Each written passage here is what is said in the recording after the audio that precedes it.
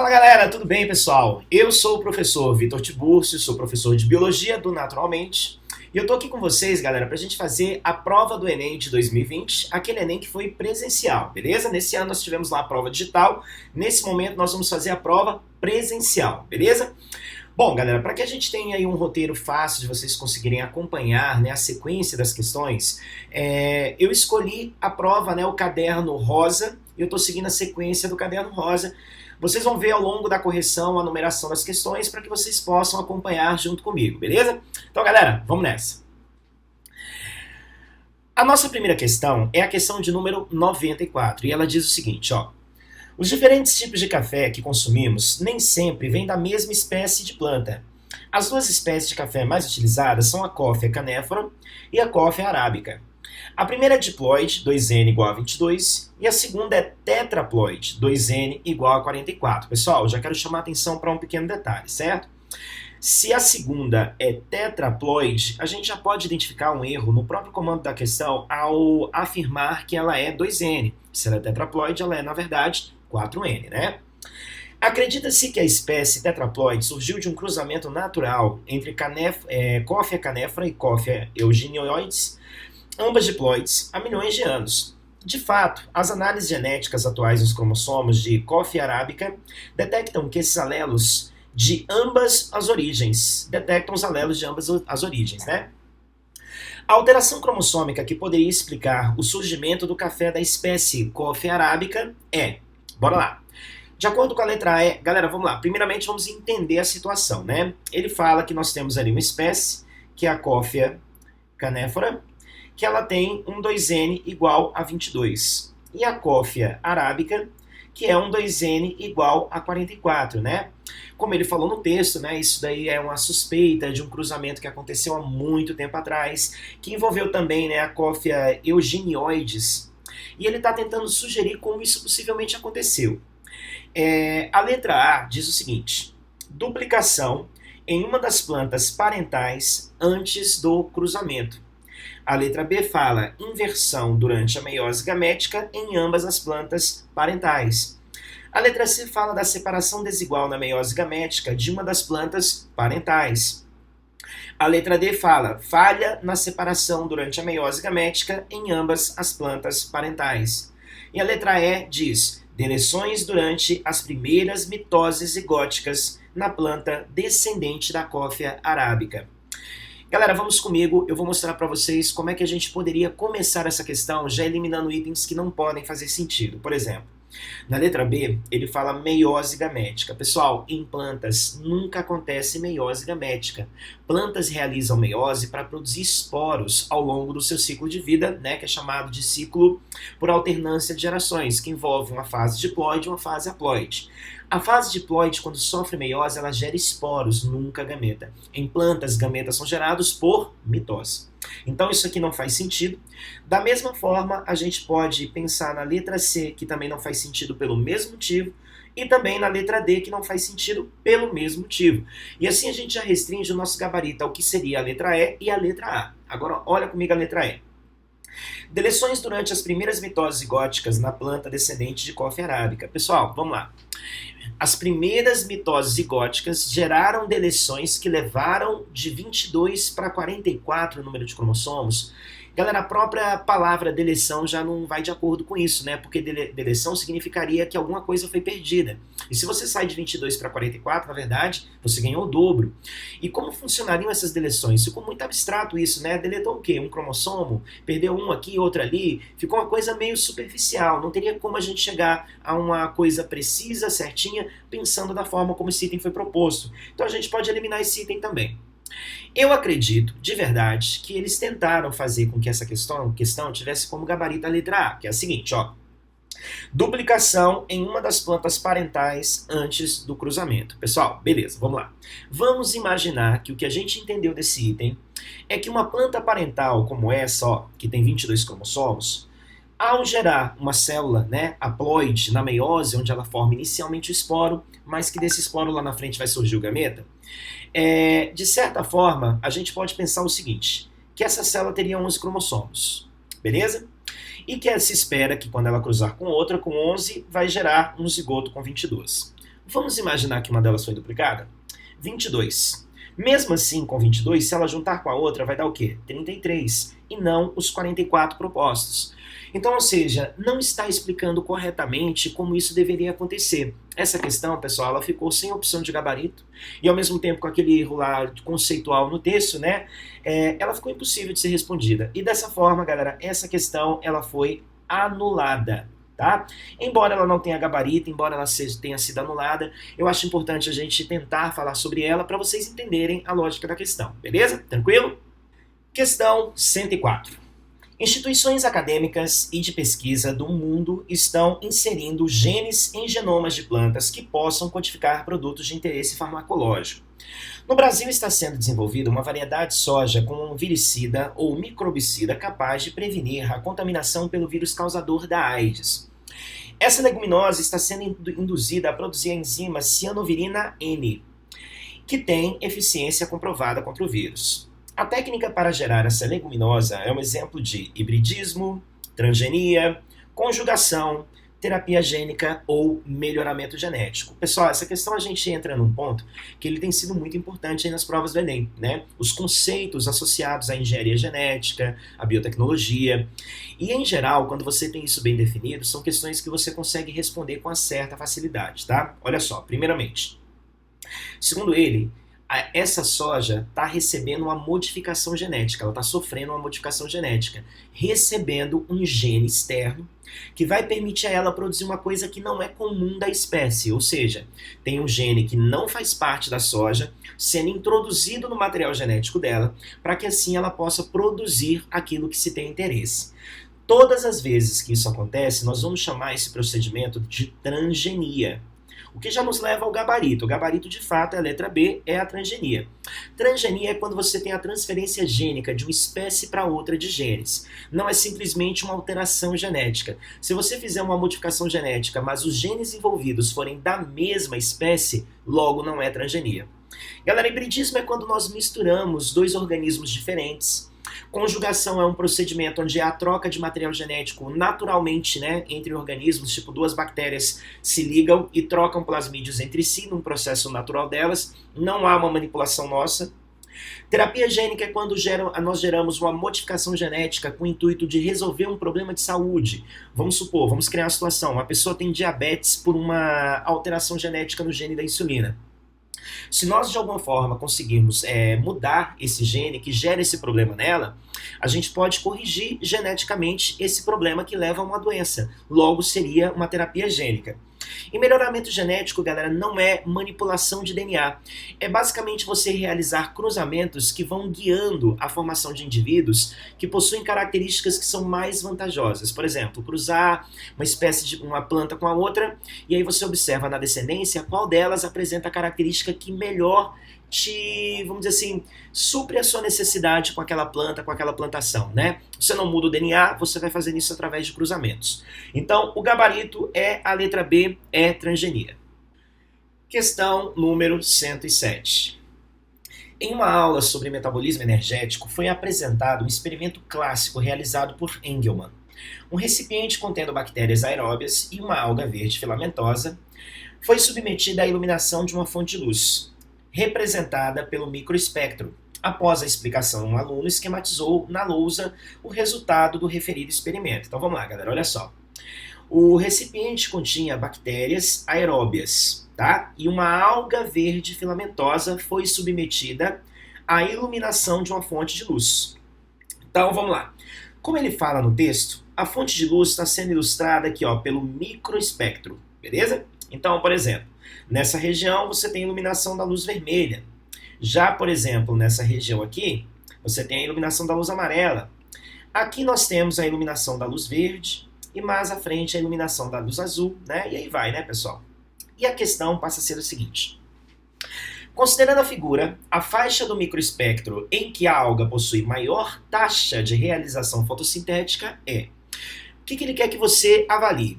A alga está recebendo a iluminação de forma muito específica, vermelho, amarelo, ou seja, o microespectro está sendo oferecido para ela de forma separada, ela não está recebendo o conjunto de luz como é comum no ambiente, né? A luz branca que reúne todo o microespectro ali reunido naquele único ponto. Aqui não, está separado.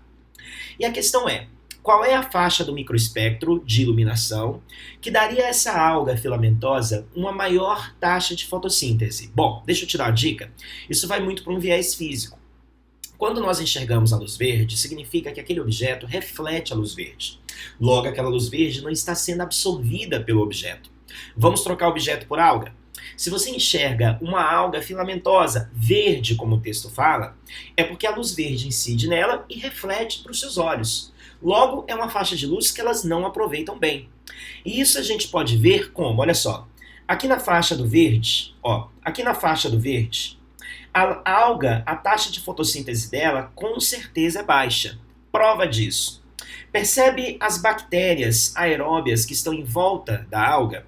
Notem que exatamente nesse ponto a concentração de bactérias é muito baixa. E como elas são aeróbias, significa dizer que nesse local é provável que não tenha muito oxigênio. Pensa comigo. Pouca fotossíntese, pouca produção de oxigênio. Menos oxigênio, naturalmente as bactérias não vão se concentrar muito por ali. É o que nós estamos enxergando. E tomando isso como referência, galera, nós vamos perceber que a quantidade de bactérias, vamos dar cor para o azul, ela fica maior nesse ponto e fica muito maior nesse ponto. Logo, nós podemos inferir que aqui temos uma maior concentração de oxigênio, consequentemente, porque está tendo uma maior taxa de fotossíntese. E se nesse ponto a taxa de fotossíntese está maior, é porque então a faixa do microespectro vermelho tem sido mais eficaz. E dessa forma, o gabarito vai ser exatamente esse, a letra E. Questão 105. Pesquisadores coletaram amostras de água de um rio em pontos diferentes, distantes alguns quilômetros um do outro. Ao longo do rio, há locais de águas limpas, como também locais que recebem descarga de esgoto, de área urbana e locais onde há decomposição ativa com ausência de peixes. Os pesquisadores analisaram 2 parâmetros, oxigênio dissolvido, OD, e demanda bioquímica de oxigênio, DBO, em cada ponto da coleta de água, obtendo o gráfico. Agora vamos lá para o lado, para ver qual vai ser a continuação do texto, depois do gráfico, para ver o comando. A OD é proveniente da atmosfera e da fotossíntese que ocorre no curso de água, e sua concentração é função das variáveis físicas. Químicas e bioquímicas locais. A DBO é a quantidade de oxigênio consumido por micro-organismos, em condições aeróbicas, para degradar uma determinada quantidade de matéria orgânica, durante um período de tempo numa temperatura de incubação específica. Então, beleza, e a pergunta é, qual ponto da amostragem da água do rio está mais próxima ao local em que o rio recebe o despejo de esgoto? Pessoal, primeiramente vamos pensar seguindo essa linha de raciocínio aqui, a partir do momento que você aumenta a quantidade de esgoto num certo ponto, automaticamente vai aumentar a multiplicação de bactérias aeróbias, que são exatamente as bactérias que promovem a decomposição daquela matéria orgânica. Você aumentou a oferta alimentar, elas naturalmente vão se multiplicar. Com mais bactérias aeróbias naquele ponto, naturalmente nós vamos observar uma maior necessidade por oxigênio naquele ponto, uma maior DBO. Ou seja, se tem mais organismos que precisam de oxigênio, a demanda de oxigênio aumenta. A demanda é a necessidade, é o quanto eles precisam. Então, se você tem muito, naturalmente a demanda aumenta. Mas isso vai fazer a concentração de oxigênio diminuir. Até porque, com maior demanda, o consumo vai ser maior e provavelmente muito maior do que a produção local, e a tendência do oxigênio será diminuir. Então, vamos lá, pensa comigo. Qual seria um ponto onde nós teríamos o derramamento de esgoto? Em que ponto nós conseguimos reunir essas características? Pensa comigo aqui o seguinte, olha só. No primeiro momento, nós vemos uma DPO muito alta no ponto 1, certo? E nesse mesmo local, a quantidade de oxigênio ainda era significativamente alta. E a partir desse ponto, a concentração de oxigênio foi só diminuindo. Consequentemente, com menos oxigênio, a DBO foi diminuindo também. O que a gente pode inferir? A partir desse ponto, tudo deu errado. A partir desse ponto, os organismos começaram a consumir oxigênio demais e ele foi caindo. E com menos oxigênio, acaba que esses organismos vão morrer pela falta dele, E por isso a DBO vai reduzindo, porque com a morte das bactérias, a necessidade por oxigênio vai diminuindo.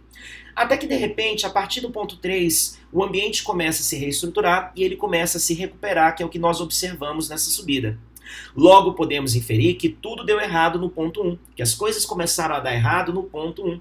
E no ponto 1 a DBO foi alta porque exatamente ali as bactérias estavam se multiplicando, porque ali houve o derramamento de esgoto. Então, o que responde, né? Qual ponto da amostragem da água do rio está mais próximo ao local em que o rio recebe o despejo de esgoto?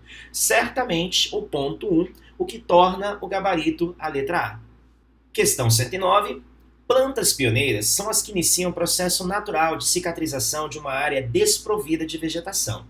Em geral, têm pequeno porte e crescem muito rápido. Desenvolvem-se a pleno sol e são pouco exigentes quanto às condições do solo. Produzem grande quantidade de sementes e possuem ciclo de vida curto. Essas plantas são importantes em um projeto de restauração ambiental, pois promovem no solo. Galera, bora lá. Ele basicamente está descrevendo um tema da ecologia que nós chamamos de sucessão. Uma sucessão ecológica é uma construção do ambiente que pode partir do zero ou de um ambiente que já estava ali previamente ocupado. Agora a questão é a seguinte, as plantas iniciais elas precisam ter características que incorporem no ambiente nutrientes, que permitam a elas se espalhar com facilidade, que foi basicamente o que ele descreveu para tal planta, né? Para as plantas pioneiras, que são as plantas que chegam primeiro. Bom, aí ele fala que essas plantas, né, essas plantas pioneiras, elas são importantes em um projeto de restauração porque elas promovem no solo, letra A, aumento da incidência de luz solar, letra B, diminuição da absorção de água, letra C, estabilização da umidade e a letra D, elevação da temperatura e a letra E, liberação de oxigênio. Pessoal, elas não promovem a liberação de oxigênio no solo, né? Isso vai acontecer naturalmente na atmosfera. Elas não promovem aumento da incidência de luz solar no solo, até porque à medida que elas crescem, as folhas dela vão tampar o solo. E aí o sol vai bater nas folhas, vai ser absorvida a energia ali na folha, e essa luz não chega à superfície do solo, certo? Então, na verdade, diminui. De certa forma, gente, esse item nos leva ao gabarito. Você concorda que quando o solo está exposto diretamente ao sol, a incidência do sol direto no solo faz qualquer água que está ali acelerar a evaporação dela? E a incidência de sol, aumentar a temperatura, isso tudo não vai causar uma perda maior de água pelo solo? Logo, ter plantas que criam uma camada que barra a entrada direta de sol, diminuindo o aquecimento local, e ao mesmo tempo controlando, né, a sucção de água do solo, evaporando das suas folhas, as plantas sempre vão contribuir para, letra C, a estabilização e o maior equilíbrio de umidade do solo. Tá? Isso aí é uma verdade para qualquer ambiente onde nós tivermos planta e é naturalmente o gabarito da questão. Então elas não promovem a diminuição da absorção de água, tá? Isso na verdade elas vão até aumentar o fluxo de água no solo, e muito menos elevam a temperatura local. Pelo contrário, ao absorver energia luminosa, elas diminuem a chance dessa energia ser dissipada naquele ambiente na forma de calor. Beleza? Então, o nosso gabarito é a letra C. Questão 111. Em uma pesquisa estão sendo testados 5 quimioterápicos quanto à sua capacidade antitumoral. No entanto, para o tratamento de pacientes, sabe-se que é necessário verificar também o quanto cada composto agride células normais. Para o experimento, partiu-se de cultivos de células tumorais, colunas escuras na figura, e células normais, colunas claras, com o mesmo número de células iniciais. 2 grupos controle não receberam quimioterápicos, controle de células tumorais CT e de células normais CN. As colunas 1, 2, 3, 4 e 5 correspondem aos grupos tratados com os 5 compostos. O número de células viáveis após o tratamento está representado pelas colunas. Então, galera, bora lá. Essa questão ela traz um tema que ele é bastante interessante.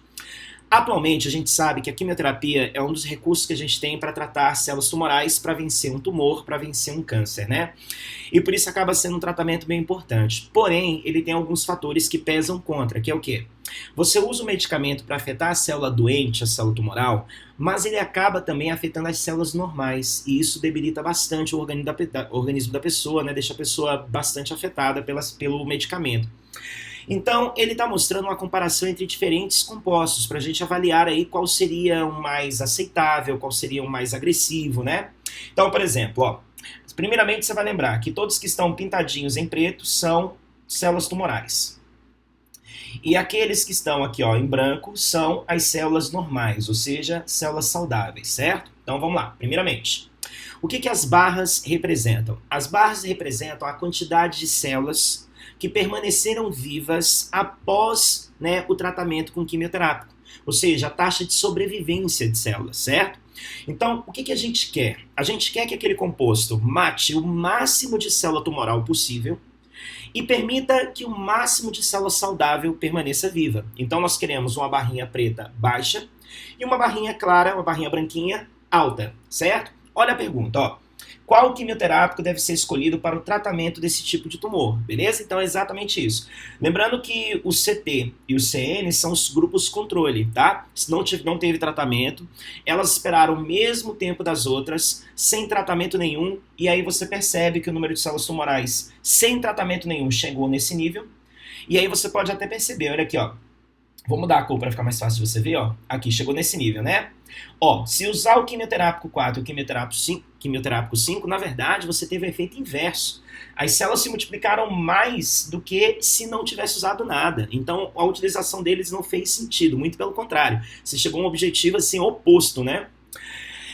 Bom, eu te diria, olhando pela imagem, que os quimioterápicos que tiveram mais efeito, né, de destruir células tumorais foram o 2 e o 3, concordam? São as duas barrinhas mais baixas. Agora vamos lá, precisamos também ver entre 2 e 3 como é que eles agiram nas células normais. Ó, o 2 permitiu que muita célula normal permanecesse viva, mas o 3 foi o que mais matou células normais, ou seja, o 3 é agressivo para a célula tumoral, mas também é muito agressivo para a célula normal. O 2 é agressivo para a célula tumoral e permite que muitas células normais sobrevivam. Então, naturalmente, o que nós esperamos é que o 2 seja a escolha, né? E por isso, galera, o gabarito é a letra B de bola. Chegamos aí à questão de número 115. Galera, essa é uma questão especial, tá? Assim, eu observando meus alunos, notei que essa foi uma questão que eles tiveram uma certa dificuldade com a genética dela, tá? Então, bora lá, vamos ler, vamos tentar resolver juntos e observa comigo, ó. Uma população encontra-se em equilíbrio genético quanto ao sistema ABO, em que 25% dos indivíduos pertencem ao grupo O. Pessoal, um hábito meu que eu acho interessante para vocês quando estão resolvendo genética. Genética é sobre interpretação, genética é sobre você conseguir montar bem uma questão para que você consiga resolver essa questão com uma certa facilidade. Então, à medida que você for tendo informações, vai anotando as informações que você vai precisar delas. Então, por exemplo, aqui ele fala aqui, né? Pessoas que têm sangue O representam 25% da população, certo? E 16% ao grupo A homozigotos. Então, peraí, ao grupo A, 16%, sendo esses homozigotos, ou seja, isão A, isão A. Beleza? Considerando que P ilustra a frequência do gene isão A nessa população, né? E que Q, a frequência do gene isão B na população, e R, a frequência de isim, espera-se encontrar. Pessoal, aqui nós estamos trabalhando com uma parte da genética que ela mescla com a evolução. A gente chama isso de genética de populações. E aqui nós não estamos analisando a probabilidade de um pai e de uma mãe gerar uma criança, não. Aqui nós estamos analisando num perfil populacional como é que um gene está se comportando. Por isso que se trabalha com frequência gênica, né? Então, por exemplo, né, isso aqui ele me deu alguns dados. Os dados que ele deu já vai me permitir chegar a algumas informações, tá? Tem que permitir, senão a questão não tem solução, né? E eu vou te mostrar agora pela pergunta qual o caminho que a gente vai seguir, ó. Ele dá uma tabela dizendo assim, ó, pessoas que são do tipo sanguíneo A, qual é a combinação gênica que ela pode ter? Isão A ou isão Azinho.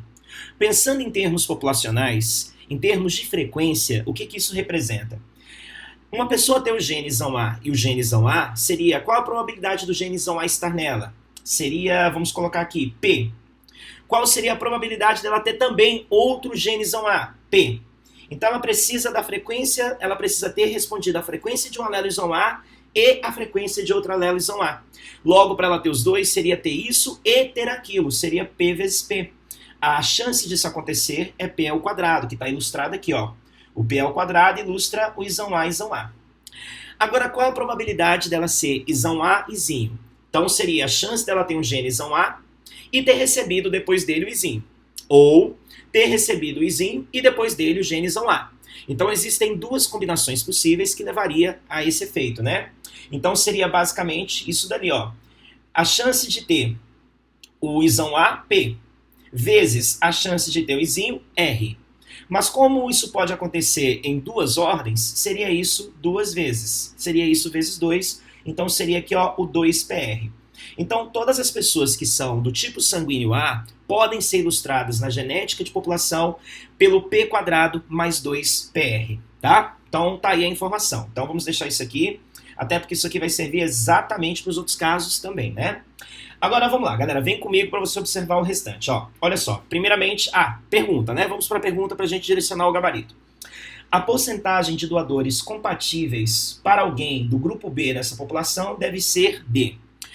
Pessoal, para uma pessoa do grupo B receber sangue sem que ela reaja, sem que tenha aglutinação, que é o termo que a gente usa, né?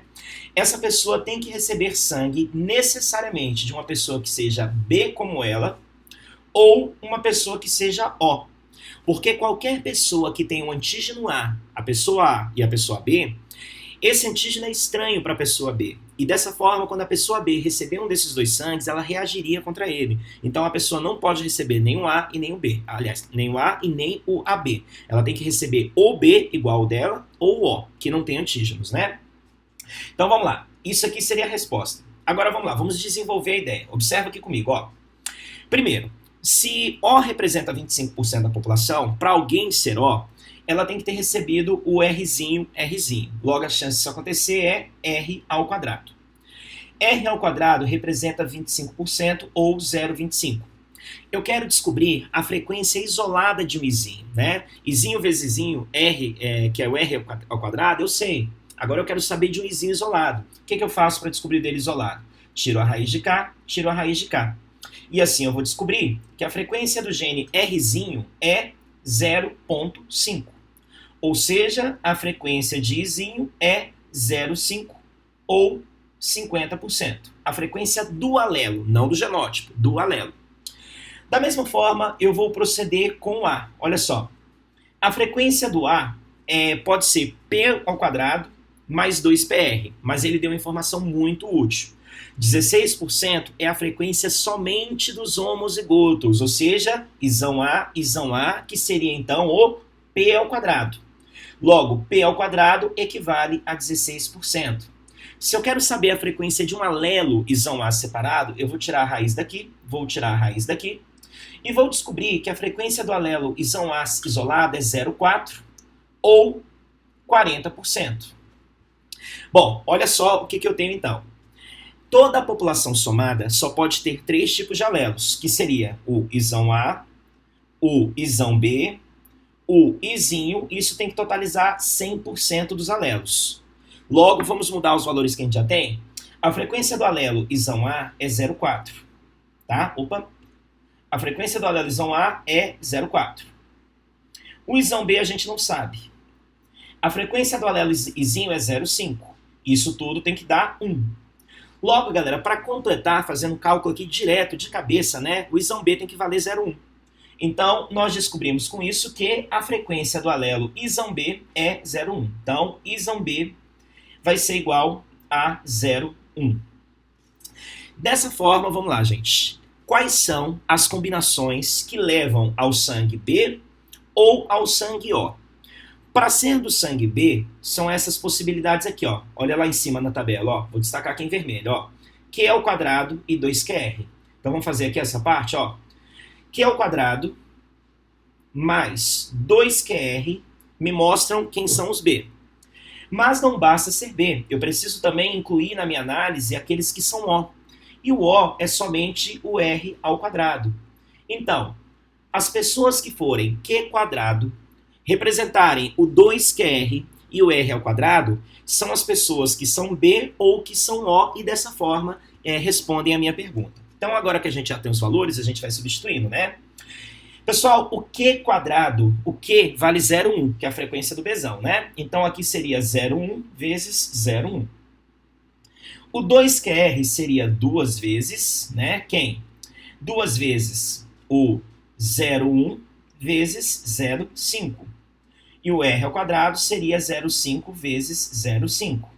Quanto que isso vai dar? Bom, 0,1 vezes 0,1 vai dar 0,01.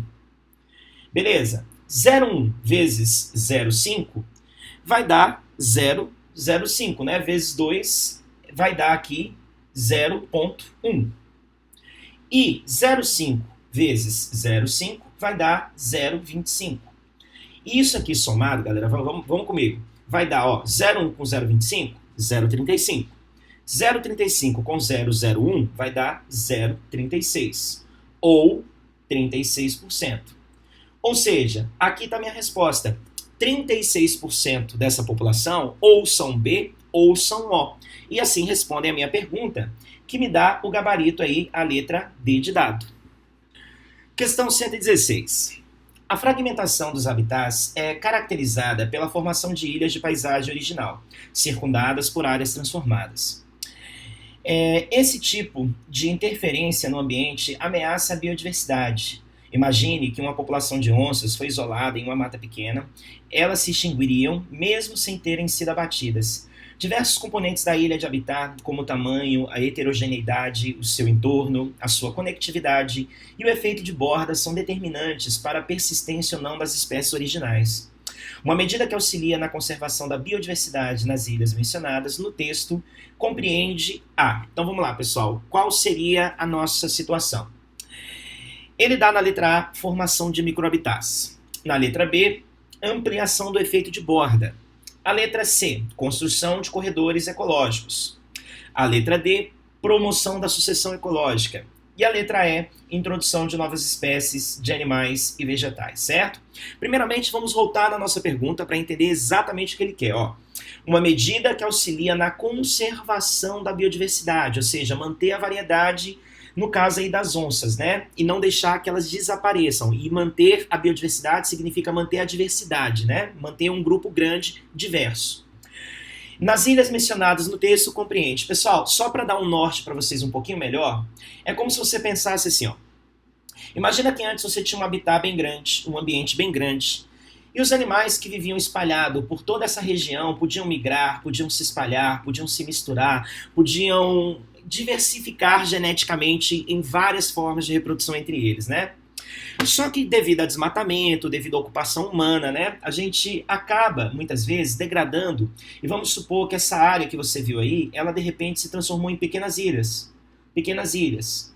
Isso porque essas áreas aqui que eu representei agora na região que eu estou pintando de vermelho, elas foram desmatadas. E isso faz com que essas onças agora permaneçam somente nessas ilhas. E ele aborda no texto que esse tipo de interferência ameaça a biodiversidade. Aí ele diz que essas onças estão isoladas e que mesmo sem que elas sejam abatidas diretamente, essa situação pode levar à morte, à eliminação delas. E a questão é, o que você pode fazer para tentar minimizar o impacto e tentar manter a biodiversidade que ainda restou? Pessoal, muitas vezes o que se pode fazer é não limitar que elas tenham acesso umas às outras. E como é que se faz isso? Se faz isso criando corredores ecológicos. É como se você criasse uma área, uma região por onde elas podem atravessar seguramente, sem ser assustadas, e dessa forma permitir que elas tenham livre acesso umas às outras através desses corredores. E dessa forma que elas não se restringam às áreas que estão, que elas possam buscar alimento em outras áreas, que elas possam reproduzir com outras que ficaram nas outras ilhas. E esses são os corredores ecológicos. E de todas as opções que ele te dá, essa é a única que faz sentido. A construção de corredores ecológicos é o que se pode fazer para tentar diminuir o impacto, né? Formação de microhabitats não faz sentido, o microhabitat sugere uma coisa menor ainda, e nós estamos justamente lutando contra esse ambiente que foi diminuído, né? Ampliação do efeito de borda. O efeito de borda é quando o ambiente em torno, né, vai afetando aqueles que estão vivendo meio que como se você fosse acuando ele ali, né? E na verdade, nós não queremos ampliar esse efeito, nós queremos diminuir esse efeito, né? Promoção da sucessão ecológica seria esperar que aquele ambiente seja reconstruído. Na verdade, gente, isso não é uma coisa que a gente tenha tanto poder, isso é uma coisa que acontece naturalmente, a gente tem que esperar o tempo. Mas assim, vamos considerar que se houve um desmatamento ali, possivelmente por alguma intenção humana. Construir uma fazenda, agricultura, construir uma cidade, e ninguém vai imaginar que é possível nesse ambiente retomar uma sucessão ecológica. A gente tem que pegar o que restou e tentar minimizar o efeito que teve ali. Introdução de novas espécies animais e vegetais, a gente sabe bem que isso nunca vai ser uma saída boa, porque colocar espécies exóticas sempre vai gerar prejuízo para o ecossistema, né? Então, o nosso gabarito é a letra C. Questão 118. Grandes reservatórios de óleo leve, de melhor qualidade, e que produz petróleo mais fino foram descobertos no litoral brasileiro numa camada denominada pré-sal, formada há 150 milhões de anos. A utilização desse recurso energético acarreta para o ambiente um desequilíbrio no ciclo do... Bom, deixa eu te falar uma coisa antes da gente ir pro gabarito. Pessoal, quando a gente fala do pré-sal, a gente está falando do petróleo, né? A gente sabe que quando se trata de petróleo, são longas cadeias de hidrocarbonetos. E que quando nós queimamos, né, esses hidrocarbonetos, através ali da gasolina, do óleo diesel, né? O que acontece? Ao queimar, nós liberamos dessas cadeias orgânicas CO2. E com isso acabamos por aumentar a concentração do gás carbônico na atmosfera, beleza?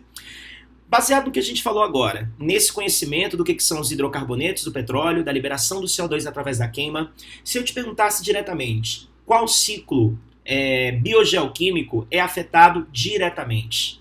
Seria o ciclo do nitrogênio? Seria o ciclo do carbono? Concorda comigo que é o ciclo do carbono? Pela liberação de CO2 por afetar a concentração de gás CO2? Então, por exemplo, toda vez que ele te falar, olha a pergunta, a utilização desse recurso energético acarreta para o ambiente um desequilíbrio no ciclo. Seria no ciclo do nitrogênio? Não. Ciclo do nitrogênio? Não. Ciclo do fósforo? Não. A nossa resposta só pode ser ciclo do carbono e nós ficaremos restritos à letra C ou à letra D. A letra C diz carbono devido ao aumento dos carbonatos dissolvidos no ambiente marinho. E a letra D fala carbono devido à liberação das cadeias carbônicas aprisionadas abaixo dos sedimentos. Então, peraí, quando você queima os hidrocarbonetos que estavam no pré-sal, no petróleo, o carbono que você está desequilibrando, ele está vindo de onde? Ele estava dissolvido no ambiente marinho, ou seja, dissolvido na água do mar, ou ele estava armazenado, como a letra D fala, né, em cadeias carbônicas aprisionadas abaixo dos sedimentos marinhos. Bom, como todo petróleo, ele vai estar aprisionado abaixo dos sedimentos. E dessa forma, a letra D é o gabarito mais coerente para a situação. Questão 122.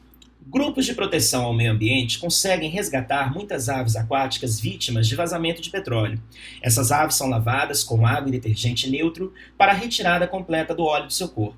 E posteriormente são aquecidas, medicadas, desintoxicadas e alimentadas. Mesmo após esses cuidados, o retorno ao ambiente não pode ser imediato, pois elas precisam recuperar a capacidade de flutuação. Pessoal, deixa eu te contar uma coisa sobre as aves. As aves têm uma glândula chamada de glândula uropigial ou uropigiana. Essa glândula, o termo uro, sugere a presença dela na cauda. E essa glândula libera uma espécie de um óleo que as aves espalham nas suas penas para impermeabilizar suas penas. Tanto para que as penas permaneçam abertas e uma possível chuva, né, não faça aquela pena perder a área superficial dela para que a ave não seja prejudicada em relação ao voo. Como também, vamos supor num pato, né, as penas dele criam camadas de ar que ele usa como boia mesmo, para flutuar ali na superfície. Se essas penas forem encharcadas, ele perde essa habilidade e pode até afundar. Então é extremamente importante que essas penas estejam revestidas por esse óleo natural que elas produzem. E é claro, né, que se você teve que lavar as aves porque elas ficaram cheias de petróleo e usou um detergente, você acabou tirando essa proteção natural que as penas dela tinham também. Então o que seria uma situação adequada? Esperar para que elas voltem a equilibrar suas penas com o seu próprio óleo, para que dessa forma elas estejam protegidas quando voltarem, né, para viver no seu ambiente. E aí ele fala, para flutuar, essas aves precisam, letra A, recuperar o tônus muscular, esse era o problema. Letra B, restaurar a massa corporal. Letra C, substituir as penas danificadas. Letra D, restabelecer a capacidade de homeotermia, que é a sua capacidade de regulação de temperatura corporal. E a letra E, refazer a camada de cera impermeabilizante das penas. E o gabarito, pessoal, é a letra E.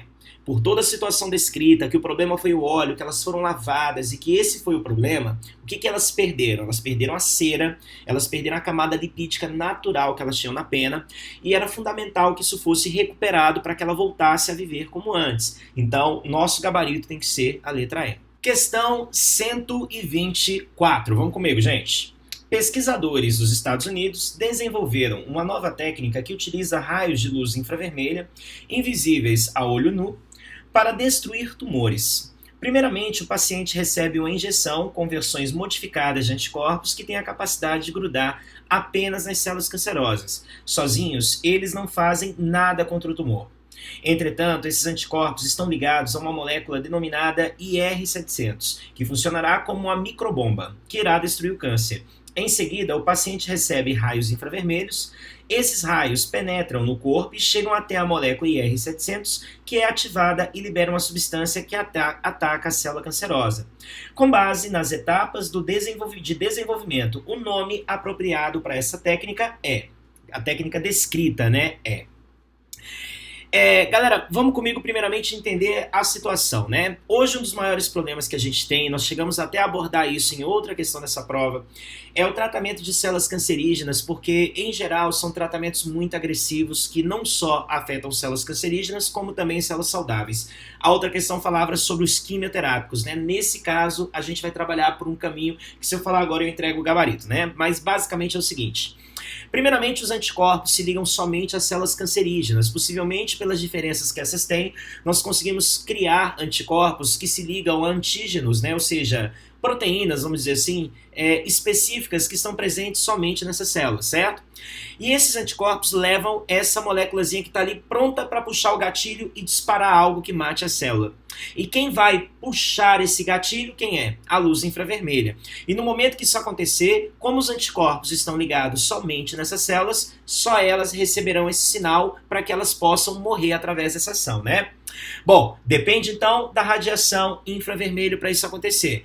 Galera, a gente tem que dar um nome para essa terapia. A gente vai chamar isso de radioterapia, cromoterapia, quimioterapia, fotoimunoterapia ou terapia magnética.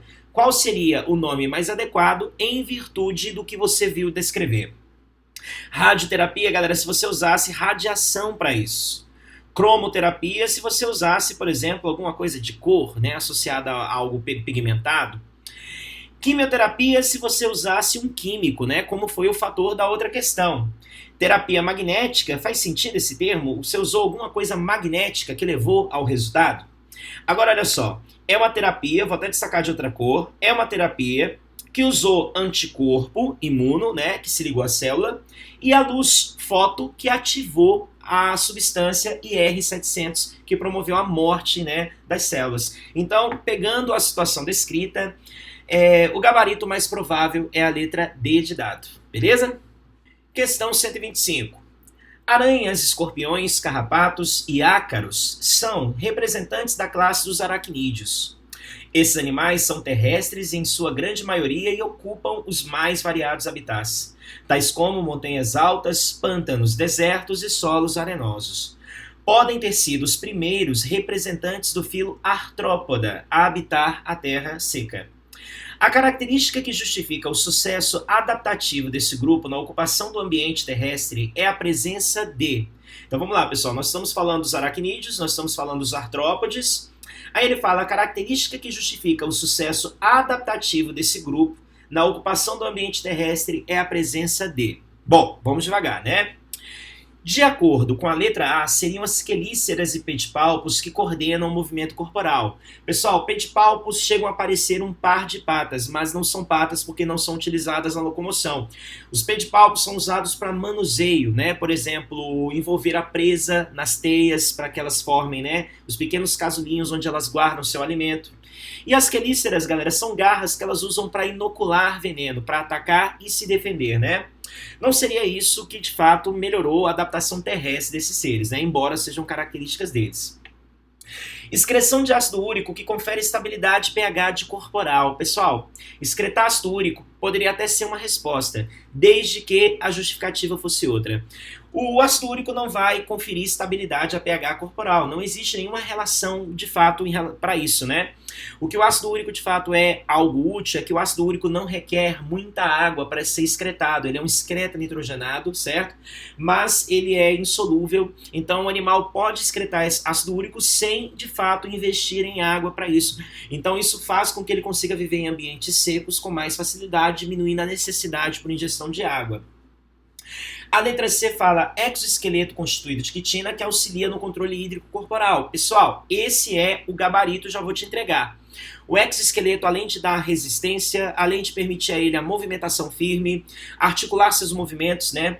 O exoesqueleto também acaba se tornando uma carapaça que diminui a perda de água, como qualquer revestimento animal, qualquer revestimento de um ser vivo tem como objetivo, um ser vivo terrestre, né? Então o exoesqueleto vai assumir esse papel, é uma das funções do exoesqueleto e de fato eu posso pensar nisso como uma melhor adaptação para o ambiente terrestre.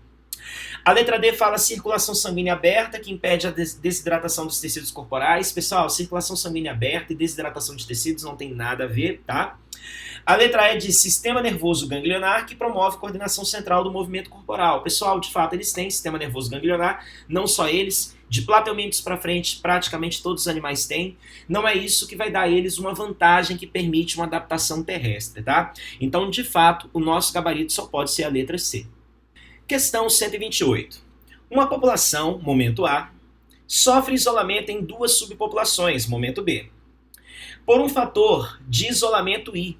Passando por um tempo, essas subpopulações apresentam características fenotípicas e genotípicas que as distinguem, momento C.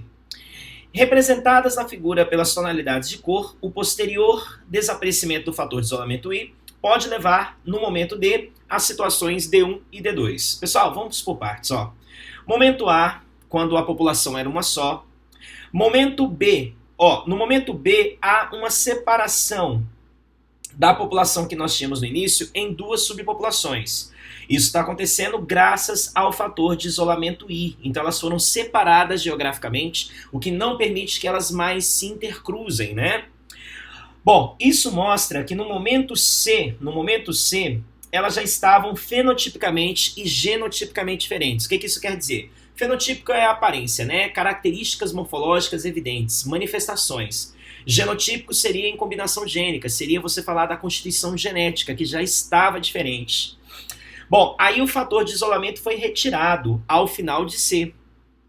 E gerou o momento D em que essas populações poderiam se juntar novamente. Aí a questão que ele vai te propor é o seguinte: será que quando elas puderam se reunir novamente, o resultado foi o resultado D1 ou foi o resultado D2? Qual seria uma interpretação mais coerente? A representação indicada que no momento D, na situação, bora lá, vamos ver o que faz mais sentido. Letra A, D1. Ocorre um novo fator de isolamento geográfico. Pessoal, não tem nenhum fator de isolamento geográfico. O único que foi mostrado é o fator I, certo? Em D1 eles estão novamente juntos e podem se comunicar de novo e podem, se aproximar de novo. Então, o isolamento geográfico é que não faz sentido aqui. Letra B, D1, existe uma única população distribuída em gradiente.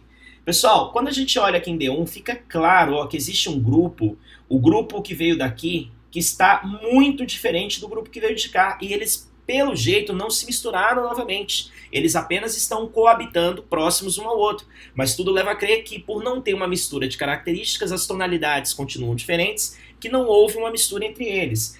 Então, segundo ele, existe uma única população, não faz sentido, até porque uma população é formada por um grupo de uma mesma espécie com a mesma característica, né? Então eles teriam que estar agrupados em uma coisa única para que isso fosse verdade. A letra C fala que D1 ocorre duas populações separadas por um isolamento reprodutivo. Agora faz sentido. Então, olha só, você tem aqui o que seria a população original que veio dessa espécie, que seria representado, vou usar o preto, por todo o conjunto. Mas dentro desse conjunto, as diferenças genéticas e as diferenças aparentes fizeram com que esses dois grupos permanecessem isolados um do outro reprodutivamente. E a prova disso é que mesmo depois que eles puderam se reaproximar, eles não se misturaram novamente. Você não viu neles uma característica mesclada surgindo de uma possível reprodução entre eles. Então eles se mantiveram como subpopulações distintas durante esse tempo. É o nosso gabarito, embora vamos ainda avaliar os outros dois itens. Letra D. D2 coexistem duas populações com características fenotípicas distintas. Galera, não é o que está sendo mostrado. Em D2, ele está sugerindo que quando eles misturaram, quando eles se reaproximaram, o mais escurinho C aqui em cima, do mais clarinho C aqui embaixo, provavelmente eles se misturaram e as características voltaram a se mesclar no grupo, gerando um grupo coeso pela cor, como você observa em D2, né? Então, não é distinto. Então, item errado. E a letra E fala que D2 foram preservadas as mesmas características fenotípicas da população original A. Pessoal, a característica fenotípica está sendo ilustrada pela tonalidade. Em D2 nós temos uma tonalidade cinza, né, sendo mostrada aqui, né? Agora, em D1, nós temos aí, aliás, em A, nós temos uma característica original branquinha. Logo, são características diferentes, tá? Então, só confirmando, nosso gabarito, letra C.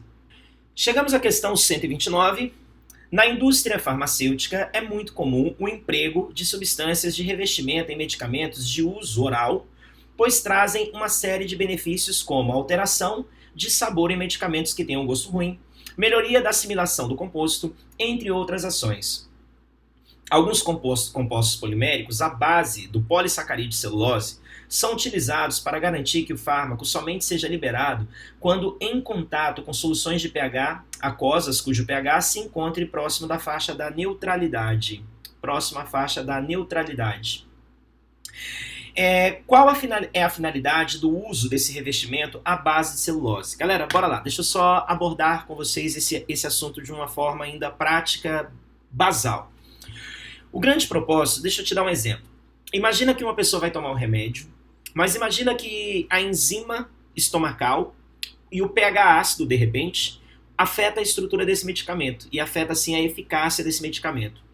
Então, não seria interessante que esse medicamento atravessasse pelo estômago, né? Mas como evitar isso? Você vai beber o medicamento e aí? Como é que você vai evitar que ele passe pelo seu estômago? Só tem um jeito. Você encapsula esse medicamento criando uma cápsula que você vai projetar de acordo com o seu objetivo, né?